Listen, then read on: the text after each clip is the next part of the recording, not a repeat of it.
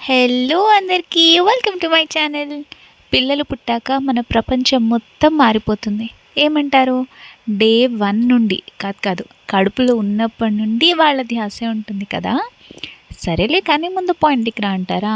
ఏం లేదండి, అందరూ చేస్తున్నట్టే నేను కూడా మా పాపకి మంత్లీ ఫోటోషూట్స్ చేసుకుంటున్నాను.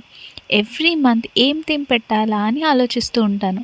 అసలు ఈ ఫోటోషూట్ చేస్తున్నప్పుడు కానీ, అవి తీసాక కానీ, వచ్చాక అవుట్పుట్ కానీ చూస్తే చాలా హ్యాపీగా ఉంటుంది.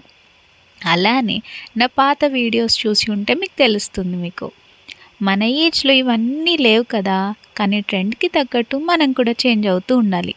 సో అలానే ఈ ప్రాసెస్ కూడా. అసలు ఫొటోస్ అంటేనే జ్ఞాపకం.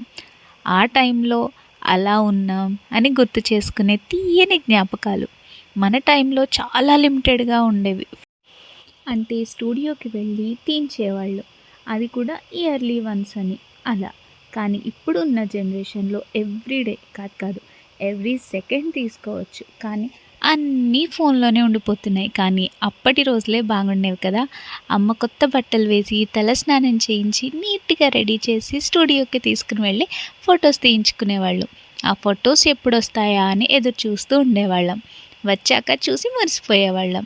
అవి ఆల్బమ్స్లో పెట్టి వచ్చిన చుట్టాలకి మురిసిపోతూ చూపించేవాళ్ళు మన అమ్మ నాన్నలు. ఇంకా మీకు ఆ రోజులు గుర్తున్నాయా? ఉంటే ఒక లైక్ కొట్టేసేయండి. కానీ మా పాపకి నేను కూడా అలానే బోల్డ్ జ్ఞాపకాలను ఇవ్వాలని ఆలోచిస్తూ ఉంటాను. అందుకే ఈ మంత్లీ ఫోటోషూట్స్. ఈ మంత్ మా పాపకి స్నో థీమ్ పెట్టాను. అంటే చలికాలం కదా, అందుకు.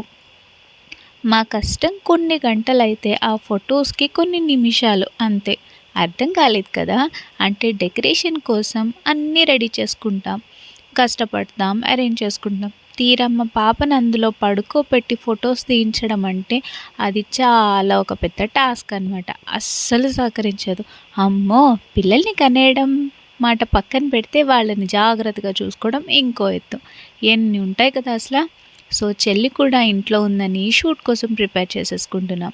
అయితే పేపర్స్తో స్నో ఫ్లేక్స్ కట్ చేసేసింది చెల్లి. తర్వాత అమ్మది బ్లూ శారీ ఉంటే అది తీసుకుని దీవాన్ కట్ మీద పరిచేసాం. స్నో థీమ్ కోసం స్నోమెన్ కావాలి కదా, బియ్యంతో స్నోమెన్ని రెడీ చేసేసింది చెల్లి. మరి ఆ స్నోమ్యాన్కి కాళ్ళు చేతుల కోసం అపార్ట్మెంట్ కిందకి వెళ్ళి కట్టుపుల్లలు ఏరుకుని తీసుకొచ్చింది పాపం. తర్వాత నేను చూస్తున్నానని, ఏంటి వల్లప్ప కట్టపుల్లలు ఏరుకుంటున్నానని పిచ్చిదాన్ని అనుకుంటున్నావా, నీ కూతురు ఫోటోషూట్ కోసం అని చెప్పేసి డైలాగ్ వాడిందనమాట.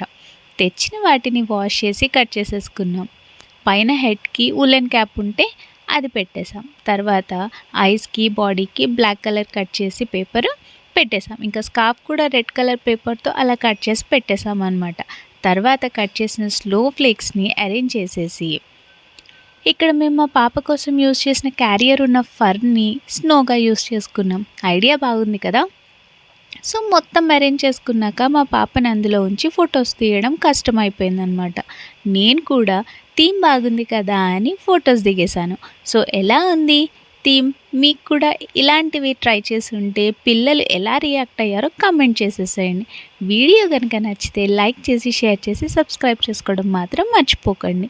ఇంకా మీకు ఏమన్నా ఐడియాస్ ఉంటే కనుక నాతో షేర్ చేసుకోండి. Thank you for watching. Bye bye.